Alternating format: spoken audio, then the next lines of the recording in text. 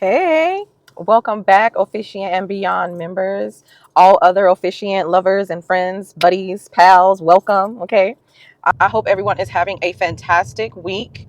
Today is Wednesday, and I wanted to come to you guys and talk about freaking equipment. Okay, so as a wedding officiant, quite often than not, you'll show up with your scripts, your couple, and you'll be ready to go, right? Well, if you're like me and you like to talk about your experiences and you want to show up a little different than you normally would with your ceremonies, think about recording them. Think about wearing a lapel like I'm wearing right now. This is the Lark M1 and it's hooked up to my cell phone, but I can clip it to my clothes. I can basically wear this and my couples will be able to hear me during the ceremony. They'll be able to hear themselves as I'm recording it from my cell phone. And I think that is imperative if you are trying to expand your couple's experience for their special date, right? So I would hook this to my phone, then set my phone up on a tripod, and I would have a mic. Oh, and also, this is what it looks like, but it comes with a separate mic, and I won't open it because I am currently recording and I don't want any issues. But um, I love this thing. You can hear me clearly. It has sound reduction on. This is what it sounds like. I'm sorry. This is what it sounds like without noise reduction. You should be hearing everything that's happening right now in terms of my air flowing around in traffic, but I don't want to hear any of those things, right? So I'll push this little button here. It'll turn green, and that means sound reduction is, or noise reduction or noise cancellation is on. I know that quite often, if you're doing an elopement, you're not required to have um, any additional equipment outside of your script, yourself, and your couple. But think about having a microphone. I'm currently wearing a lapel. I could put it inside of my shirt if I like to take attention away from the microphone itself. But if you are going to be recording your ceremonies for your couples or for yourself, so you can critique and see how you show up and where you show up, that's important that you can hear yourself. So I definitely love this microphone. I'm playing music right now. I don't know if you can hear, but we're going to test that out later.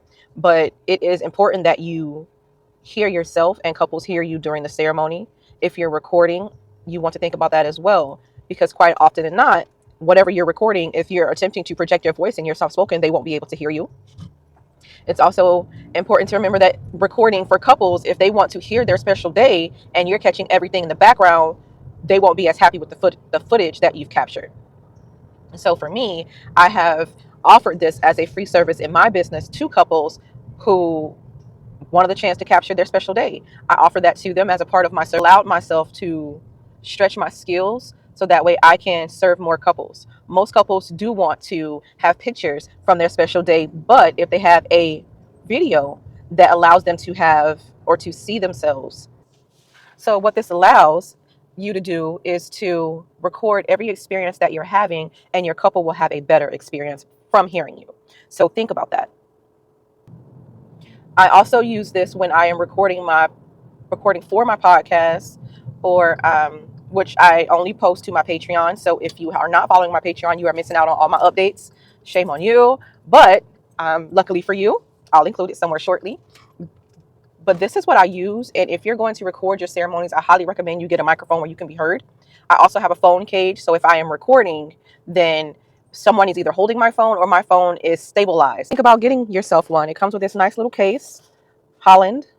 Comes with this nice little case. On the inside of it, they even give you the coverages, so that way this gives you more a cancellation of sound. It's like little fuzzies that you put over the mic, and it kind of cancels out noise. I'm not using it because I'm in a car, but on Saturday when I have my ceremony, I will be using it because I want to make sure that the video isn't catching any of the wind in the background. We'll be next to Maitland Lake, or Lake Maitland, so I want to make sure that none of that is in the background of my video.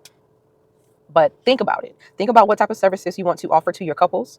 That'll let you know what type of equipment you'll need, whether or not you need any equipment at all. I knew that I am in love with creating content, so that is something that I want to do for my couples as well. So I offer that. And that also allowed me to increase my prices, because now I'm offering you a service. You don't necessarily need it, but I give it to you anyway. So when you're looking at that and you're thinking about how you can increase your prices as a wedding officiant, or you can set yourself apart, think about what your packages will include.